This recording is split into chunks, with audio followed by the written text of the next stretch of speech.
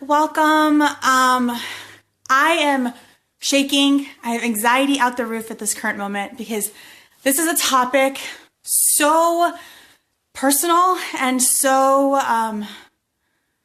so personal to me. And I want to talk about it and I want to share it.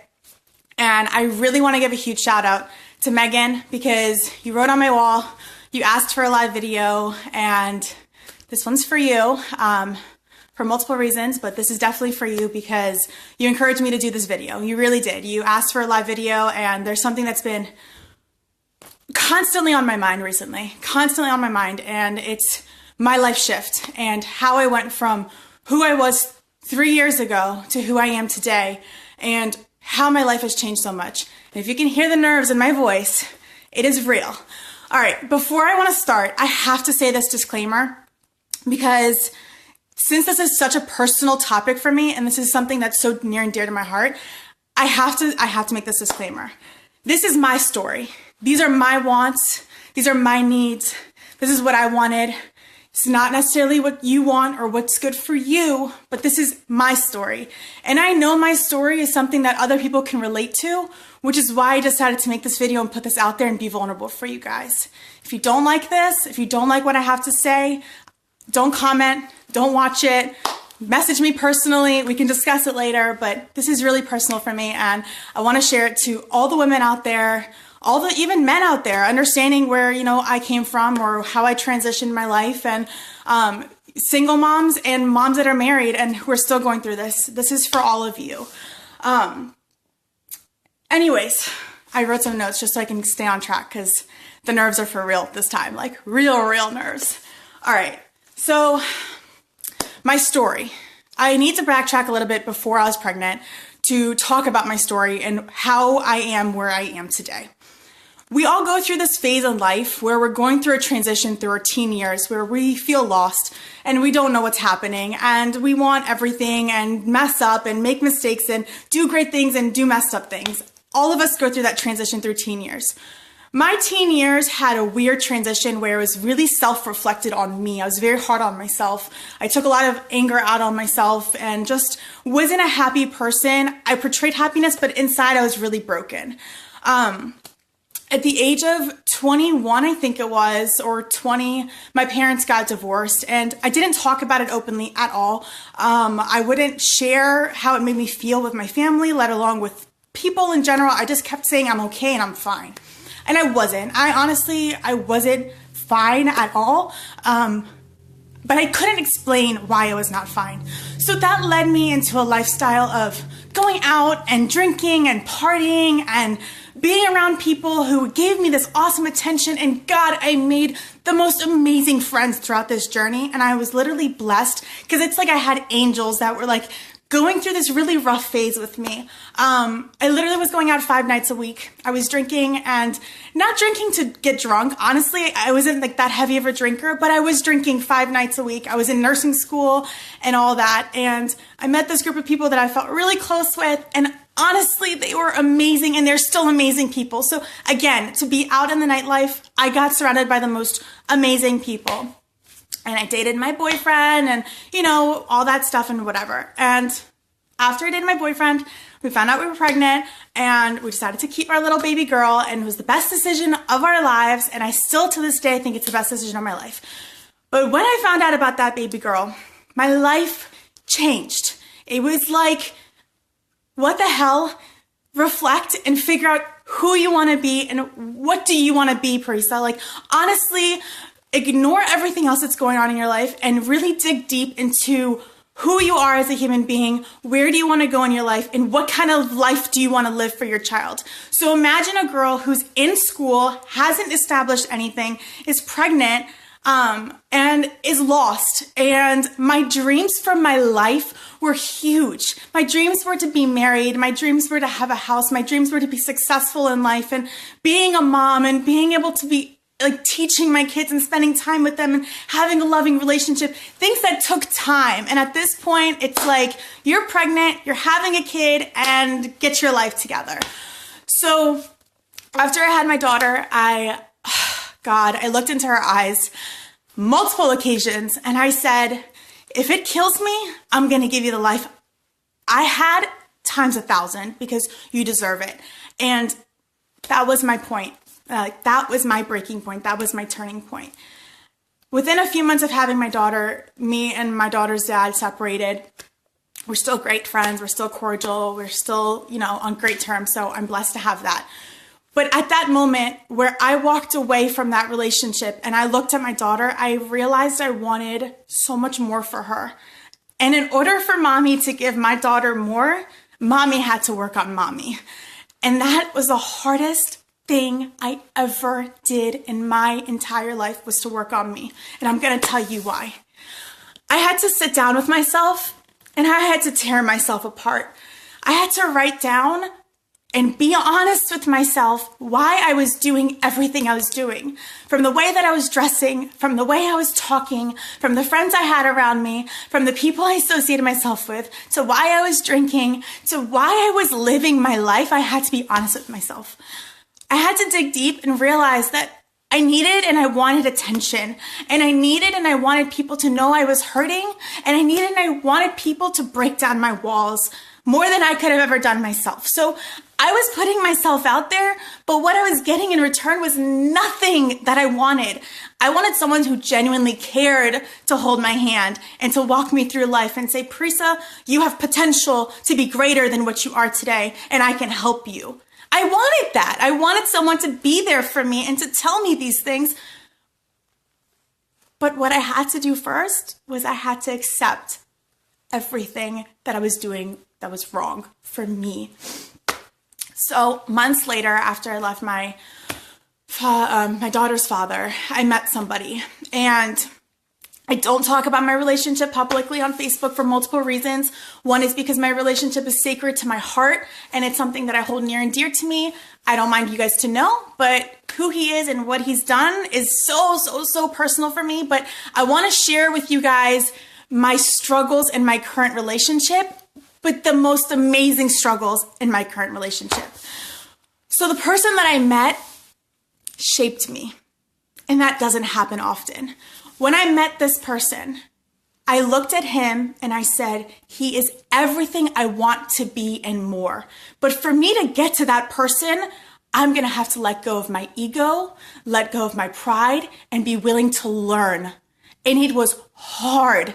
It was brutal. And it was hard. I mean, honestly, the best way for me to put it was hard. But when I looked at him and when I saw how he was in his life and what he was doing and how he presented himself every day, no matter what the obstacle was, I admired it. And I had to learn more, and I wanted to learn more. So I had to take away my strongest influences in my life that were influencing me negatively to be that old Parisa that I didn't want to be anymore, and start surrounding myself with this person who I desired to be so much like. So for me, that was literally letting go of my ego, literally putting down my walls and telling him, show me the way. For me, it was my partner. For you, it might be a friend. You might see somebody who's inspiring you or who you just desire to be like. That person can guide you to be that person. So for me, it was my partner. For you, it can be a friend. It does not have to be a partner.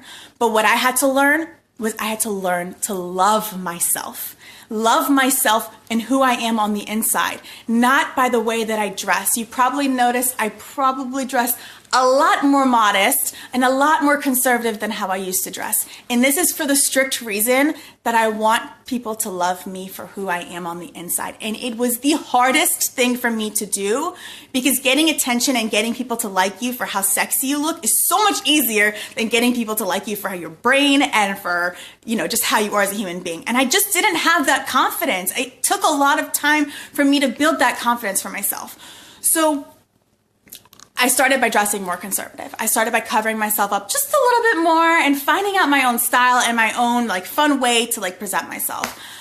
I started then by how I acted and how I was presenting myself as a human being. I stopped going out, I stopped clubbing, I stopped drinking. I put myself through multiple different tests to really kind of pull out what is it that I wanted and who is it that I wanted to be and how I wanted to be.